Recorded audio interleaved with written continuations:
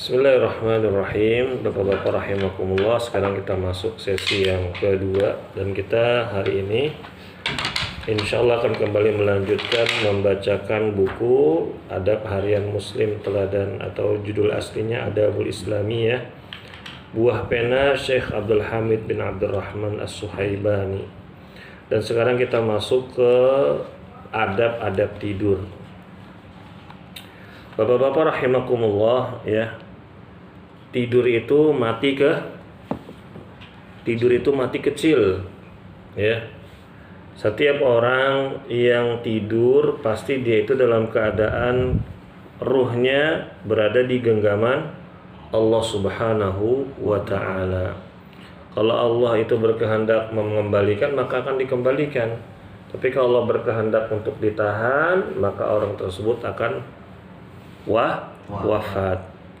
Nah, berkata ya bapak-bapak ya, Al-Imam An-Nawawi rahimahullahu taala, ya, dalam kitab Al-Adhkar beliau menyebutkan sekuat apapun manusia, dia menjadi sangat lemah ketika tidur. Mau badannya berotot, mau dia atlet pencak silat, segala macam petinju profesional, tapi kalau dia dalam keadaan tidur, maka dia itu dalam posisi keadaan yang lemah. Orang yang tidur terlelap bisa menjadi sasaran bagi makhluk jahat di sekitarnya. Jika dia bisa merasa aman dari gangguan manusia, tidak ada jaminan bagi dia aman dari gangguan makhluk yang tidak nampak, yaitu jin, ya, atau setan dari kalangan jin. Jika mereka tidak mengganggu Anda di alam nyata, maka bisa jadi mereka itu akan mengganggu Anda di alam mimpi. Itulah kesempatan terbesar bagi setan untuk bertindak nakal atau mengganggu manusia. Kata Rasulullah Shallallahu Alaihi Wasallam, mimpi itu ada 3. Mimpi yang pertama itu bisikan hati. Jadi kita nih lagi resah mikirin sesuatu, tiba-tiba ke bawah mimpi. Lalu ya, mimpi yang datang dari setan, ditakutin sama syaitan, lagi tidur kita dibisikin segala macam, digangguin. Dan yang ketiga, kabar gembira dari Allah Subhanahu wa ta'ala. Nah, jika gangguan dari luar, Anda bisa meminta bantuan orang lain untuk mengusirnya, ya Pak ya, minta tolong. Tetapi ya, kalau di dalam mimpi kita mau minta tolong sama siapa? Kecuali kesadaran kita tingkat tinggi, kita sadar lagi mimpi nih, ya kan? Lihat misalkan naudzubillah, misalkan mimpi buruk, ketemu hewan ini, hewan itu, ya. Kita sadar, ya lagi mimpi, udah makanannya nih, makan tangan saya gitu kan, lagi mimpi ini gitu. Biasanya kan kita gitu, sadar ya. Nah, tetapi bapak-bapak rahimakumullah, bagi orang-orang yang lalai, ya, maka mimpi itu akan menjadi sebuah gangguan. Berulang kali ya dia diganggu di dalam mimpi. Mimpinya mimpi buruk terus. Kenapa dia bisa mimpi buruk terus? Nah, makanya kita pelajari sekarang. Jadi adab-adab tidur. Tidur itu ada adab-adabnya. Kata Syekh di sini, yang pertama ya, ketika kita ingin tidur, maka kita tidak mengakhirkan tidur malam selepas sholat isya kecuali dalam keadaan darurat. Misalkan kerja shift 3, ya, atau yang lagi ujian dia belajar, atau yang ada kerjaan dia lembur. Nah, ini ya ada keadaan darurat, atau ada orang-orang yang mohon maaf menjaga pasien di rumah sakit, ya, maka dia boleh begadang. Tapi kalau nggak ada alasan apapun, ya, hindari begadang. Sebagaimana yang diriwayatkan dari Abu Barzah radhiyallahu anhu, anan Nabiy sallallahu alaihi wasallam yakrahu an-nauma qabla salatil isya wal haditsa ba'daha. Bahwasanya Rasulullah sallallahu alaihi wasallam membenci tidur malam sebelum salat isya Jadi habis maghrib bobo. Rasulullah benci itu. Dan juga Rasulullah Shallallahu Alaihi Wasallam tidak menyukai berbincang-bincang setelah sholat Isya, kecuali berbincang-bincang di tempat tidur bersama istri. Ya, hadis ini sahih riwayat Bukhari dan Muslim. Lalu yang kedua, bapak-bapak rahimakumullah, hendaknya tidur dalam keadaan sudah berwudu. Wudunya seperti wudu sholat. Sebagaimana dalam hadis disebutkan, idza ataita madja'aka fatawadda wudu'aka lis-shalah. Apabila engkau hendak mendatangi pembaringan, ini ngomongin adab tidur, ada yang ngantuk ini, masya Allah. Apabila engkau mau bobo, mau tidur, maka hendaklah berwudu bapak-bapak. Ya, sebagaimana wudu'mu untuk melaksanakan sholat, kata Rasulullah begitu. Dan hadis ini sahih riwayat Bukhari dan Muslim. Ya, jadi wudu. Ustaz, gimana kalau misalkan kita habis sholat Isya pulang dari masjid masih ada wudu lagi? Ya nggak usah, masih ada wudu ya, kecuali wudunya udah batal. Yang ketiga, hendaknya mendahulukan posisi tidur di sisi sebelah kanan. Jadi kita tidurnya ngadep kanan, miring ke kanan, lalu menjadikan apa? Telapak tangan kita sebagai sandaran, bantalan ya, begitu.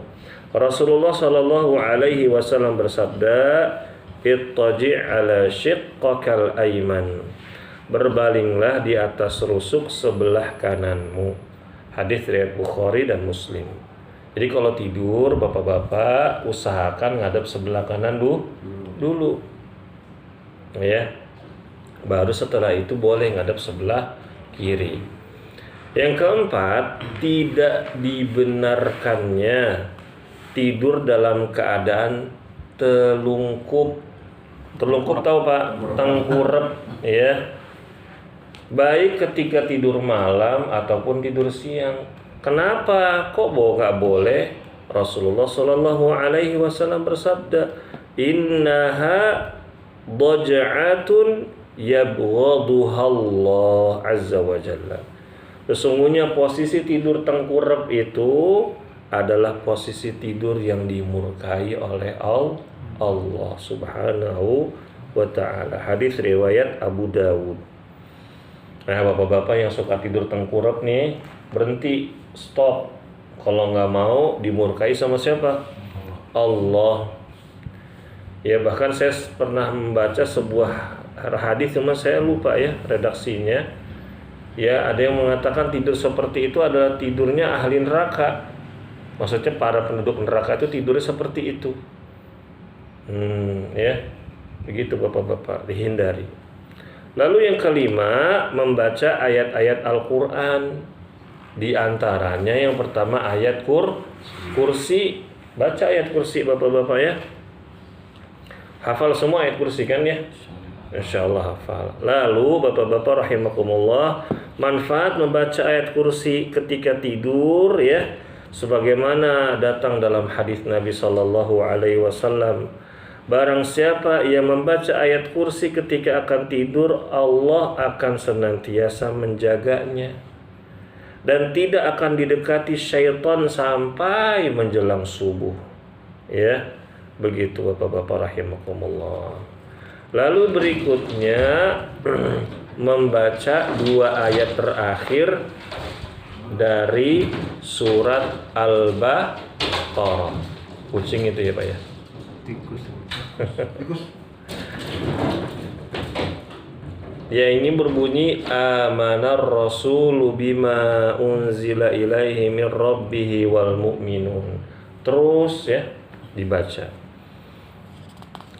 Lalu bapak-bapak rahimakumullah, kata Rasulullah sallallahu alaihi wasallam ya mengenai ya bacaan dua ayat terakhir surat Al-Baqarah tadi, kata Rasulullah, man qara'a bihima fi lailatin kafatah, barang siapa yang membaca dua ayat tersebut pada malam hari, maka dua ayat tersebut telah mencukupinya. Ya. Begitu. Maksudnya apa? Ya. Maksudnya adalah telah tercukupi dari sholat malam. Ada juga yang mengatakan bahwa maknanya adalah telah mencukupinya dari setiap kejelekan yang dilarang dan kejahatan. Ya, begitu. Dan juga bapak-bapak rahimakumullah, ya, berikutnya membaca apa? Qulhu, falak sama nas. Masing-masing 3 kali. Qul huwallahu ahad 3 kali. Qul a'udzu birabbil falaq 3 kali. Qul a'udzu birabbin nas 3 kali. Terus ditiup ke telapak tangan 3 kali. Lalu diusap ke seluruh tubuh, ya, diusap ke seluruh tubuh yang terjangkau. Ya, jadi yang hafal tadi apa tuh? Ayat kursi sama Al-Baqarah sama Qulhu. Kalau yang 2 ayat terakhir belum hafal, ya udah bacain aja. Kalau lihat ayat HP kursi boleh, ya, nggak mesti dari hafalan, ya, begitu. Ayat kursi, 2 ayat terakhir surat Al-Baqarah, surat Al-Ikhlas, Al-Falaq, An-Nas 3 kali. Anak-anak diajarin dari kecil. Ya Pak ya, dicontohin, ya. Lihat bapaknya yang masih tidur sama bapaknya atau cucunya yang masih tidur sama kakeknya, ya, dicontohkan. Ya, aku ngapain tuh aku gitu kan, lagi baca doa mau tidur. Terekam tuh nanti sampai besar. Bahkan saya masih ingat kalau kakek saya itu suka baca seperti ini ketika beliau mau tidur, rahimahullah. Sampai sekarang saya masih ingat. Saya sampai nanya, Ki, ngapain? Baca doa, mau tidur gitu, biar kita tidurnya enak, katanya gitu. Nah, kita dengerin aja. Oh, baca ayat kursi, 2 ayat terakhir surat Al-Baqarah, baca surat Al-Ikhlas, Al-Falaq, An-Nas. Terus saya lihat juga beliau ditiup, dibalurin. Kadang saya juga dibalurin. Ya, waktu itu masih kecil. Masya Allah. Semoga Allah mengampuni dosa-dosa beliau, melapangkan kuburnya, dan ditempatkan di surganya. Amin ya rabbal alamin. Lalu yang keenam, bapak-bapak rahimakumullah, membaca doa-doa yang lain. Contohnya di sini, Bismika Rabbi wada'tu jambi wa bika arfa'uh. In amsakta nafsi farhamha wa in arsaltaha fahfadha bima tahfadhu bihi ibadakas salihin. Ya Allah, dengan nama-Mu aku meletakkan lambungku, dengan nama-Mu pula aku bangun daripadanya. Apabila Engkau menahan ruhku, maka rahmatilah dia. Tetapi apabila Engkau melepaskannya atau mengembalikannya, maka peliharalah sebagaimana Engkau memelihara hamba-hamba yang soleh. Ada juga doa yang lain. Allahumma aslamtu nafsi ilaik wa fawwadtu amri ilaik wa wajjahtu wajhi ilaik wa alja'tu dhahri ilaik raghbatan wa rahbatan ilaik la malja'a wa la manja minka illa ilaik astaghfiruka wa atubu ilaik amantu bi kitabika alladhi anzalta wa binabiyyika alladzi arsalta. Panjang banget doanya, Ustaz. Nah, ini nanti saya bahas kenapa doanya panjang-panjang. Yang artinya, ya Allah, aku menyerahkan diriku kepadamu, aku serahkan urusanku kepadamu, aku menghadapkan wajahku kepadamu, dan aku sandarkan punggungku kepadamu karena mengharap dan takut kepadamu. Tidak ada tempat berlindung dan menyelamatkan diri dari ancaman-Mu. Kepadamu-lah aku bertaubat. Aku beriman kepada kitab yang Engkau turunkan kepada Nabi yang Engkau utus. Hadis ini sahih, riwayat Al-Bukhari. Dan juga doanya, faghfirli ma qaddamtu wa ma akhartu wa ma asrartu wa ma a'lantu wa ma anta a'lamu bihi minni antal muqaddimu wa antal muakhiru la ilaha illa anta. Ya Allah, ampunilah dosa-dosaku yang lalu dan dosa-dosaku yang akan datang, yang tersembunyi dan yang nampak. Engkaulah yang terdahulu dan yang terakhir. Tidak ada ilah yang berhak diibadahi kecuali Engkau. Hadis riwayat Bukhari, dan Muslim. Atau doa yang pendek, Allahumma qini adzabaka yauma tab'atsu ibadak. Ya Allah, jauhkanlah aku dari siksa-Mu pada hari di mana Engkau membangkitkan hamba-hamba-Mu. Lalu Bapak-bapak rahimakumullah, apabila kita tidurnya gelisah, bolak-balik ya, setiap membolak-balikan badan kita berdoa, La ilaha illallah al-wahidul qahhar. Ayo ulangin. La ilaha illallah al-wahidul qahhar. Al-wahidul qahhar. Rabbus samawati wal ardi. Rabbus samawati wal ardi. Wa ma bainahumal azizul ghaffar. Wa ma bainahuma, ulangi. Al-azizul ghaffar. Ya, kita ulangi lagi. La ilaha illallah. La ilaha illallah. Al-wahidul qahhar. Al-wahidul qahhar. Rabbus samawati wal ard. Rabbus samawati wal ard. Wa ma bainahuma. Wa ma bainahuma. Al-azizul ghaffar. Al-azizul ghaffar. Nah, kita ulangi lagi.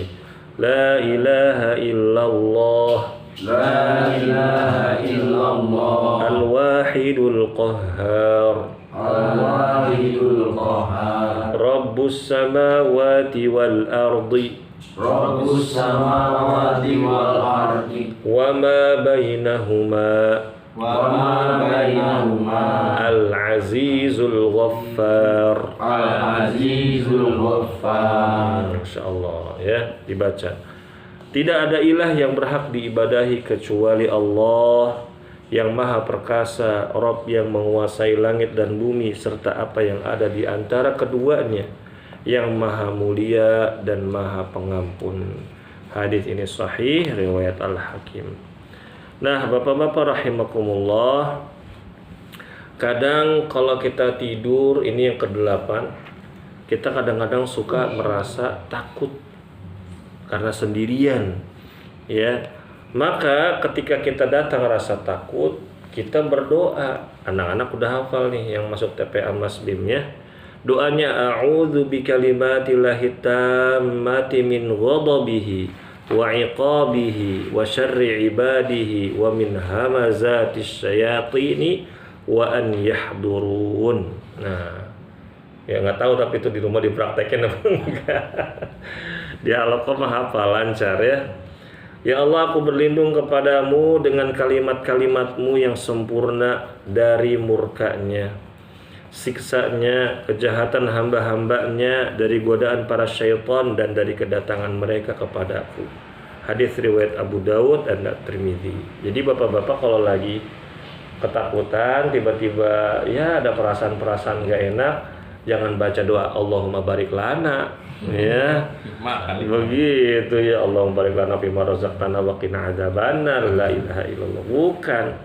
Tapi doanya a'udzu bikalimatillahi tammati min ghadabihi wa iqabihi wa syarri ibadihi wa min hamazatis syayatini wa an yahdurun. Lalu yang ke-9, Bapak-bapak rahimakumullah, ini make celak mata tuh ya. Tapi kalau sekarang kayaknya udah susah deh. Tapi ada sih yang jual ya. Yaitu ketika mau tidur pakai sipat mata. Ya. Nah, tapi yang tradisional ya. Rasulullah Shallallahu Alaihi Wasallam, kata Ibnu Umar radhiyallahu anhu, beliau senantiasa memakai celak dengan batu celak setiap malam sebelum mau tidur. Ya, beliau Shallallahu Alaihi Wasallam memakai celak pada kedua matanya sebanyak 3 kali goresan. Pakai 1, 2, 3, 1, 2, 3 gitu. Tapi kalau sekarang kayaknya kalau itu sama eyeliner beda ya? Ya beda Pak, celak herbal ya. Kalau celak tuh herbal. Jadi kayak ada, kalau yang pernah Ana tanya sama orang-orang yang pakai celak itu, jadi mata tuh kayak seger katanya. Ada fresh, ada kayak min-minnya gitu. Ada yang jual ya, begitu. Tapi kita nggak tahu ya celak zaman Rasulullah sama sekarang asli apa enggak tuh ya. Yang ke-10 hendaknya kita mengibaskan tempat tidur, bisa pakai sapu lidi, bisa pakai apa? Pakai tangan dan lain-lain ya. Kata Rasulullah sallallahu alaihi wasallam, "Idza jaa ahadukum ila firashihi falyakhudh dakhilata izarihi falyanfud biha firashahu wal yusammillah fa innahu la ya'lamu ma khalafahu ba'dahu." Kalau ada salah seorang di antara kalian mau tidur, hendaklah kalian mengambil potongan kain, mungkin selimut ya, atau ya seperti kain yang biasa buat gibas-gibas zaman dulu ya. Lalu kibas-kibaskan di atas tempat tidurnya sambil baca bismillah. Jadi bapak-bapak kalau ada sapu lidi ya, jangan bakal nyabet anak doang atau buat nyabet cicak atau buat nyabet apa, nyamuk, nggak, buat itu kasur bismillah ya, begitu biar bersih juga. Terus juga ya kita nggak tahu apa yang terjadi ya ketika tempat tidur itu tidak kita tidurin ya, begitu, terutama habis pulang dari safar. Nah, jangan langsung tidur, jangan, bahaya ya. Kita nggak tahu ada yang lagi tidur nggak di situ, baca bismillah. Yang ke-11, jika sudah bangun tidur hendaknya membaca doa sebelum berdiri dari tempat baringan atau dari tempat tidur. Sebelum berdiri doa, alhamdulillahilladzi ahyana ba'dama amatana wa ilaihin nusyur. Anak-anak udah hafal juga, cuman nggak tahu dipraktekin apa enggak ya. Segala puji bagi Allah yang telah menghidupkan kami setelah ditidurkannya, dan kepadanya lah kami dibangkitkan. Lalu bapak-bapak rahimakumullah, yang ke-12 hendaknya mensucikan hati dari setiap dengki yang mungkin timbul pada saudaranya sesama muslim, dan membersihkan dadanya dari setiap kemarahannya kepada manusia. Lalu yang ke-13 hendaknya senantiasa menghisap dirinya, mengevaluasi dirinya. Mau tidur kita merenung bapak-bapak ya, mengingat dari bangun tidur sampai tadi mau tidur kita bikin apa aja. Kalau kita ada dosa yang kita ingat, kita bertobat kepada Allah ya, begitu bapak-bapak. Kita doa, Rabbana taqabbal minna innaka antas samiul alim wa tub alaina innaka antat tawwabur rahim. Ya Rabbana taqabbal minna, ya Allah terimalah amalan-amalan kami. Ya Rabbana taqabbal minna innaka antas samiul alim, sungguhnya engkau maha mendengar dan engkau maha mengetahui. Ya wa tub alaina, ya dan kami bertobat ya, innaka antat tawwabur rahim, sesungguhnya engkau ya maha penerima taubat dan juga maha pengasih, gitu ya. Nah itulah bapak-bapak rahimakumullah. Jadi yang harus kita lakukan ya sebelum kita tidur adalah kita banyak-banyak muhasabah ya, apalagi kita itu tidur, yaitu sebagaimana tadi saya sampaikan, kalau kita tidur ruh kita sedang digenggam oleh Allah Subhanahu wa taala. Jangan sampai kita tidur dalam keadaan punya dosa. Ya, kalau nggak bisa tidur banyakin zikir, istighfar ya. Kalau nonton YouTube sambil berbaring, usahakan dengerin yang baik-baik, atau ceramah ya, atau tilawah Quran ya, begitu. Cuma kan sekarang zaman udah canggih ya Pak ya. Jadi kita setting tuh, misalkan kita dengerin murotal setengah jam, biar nanti setengah jam mati sendiri. Jangan akhirnya Al-Quran hidup terus sampai pagi, kitanya mebobo ya Pak ya. Ini adab yang tidak baik terhadap Quran ya. Jadi solusinya ya, kita pengen tidur tapi dengerin murotal ya. Sekarang zaman udah canggih, diatur ya waktunya. Ketika misalkan udah bisa 30 menit handphone mati sendiri misalkan begitu, atau Al-Qur'annya mati sendiri ya, begitu. Ini saja bapak-bapak rahimakumullah, semoga bermanfaat. Mudah-mudahan malam ini bisa langsung diamalkan. Karena tujuannya ilmu adalah amal ya. Dan apalagi untuk suami istri ini penting ya, bapak-bapak ya, diamalkan ya agar apa? Agar hidup hubungannya senantiasa romantis, agar senantiasa adem ayem ya begitu. Bagi yang belum menikah segera menikah agar bisa merasakan ya bagaimana ngobrol sebelum tidur.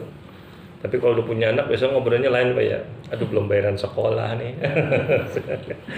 Segala macam enggak, itu aja. Subhanakallahumma wa bihamdika asyhadu an la ilaha illa anta astaghfiruka wa atubu ilaik. Wassalamualaikum warahmatullahi wabarakatuh. Waalaikumsalam.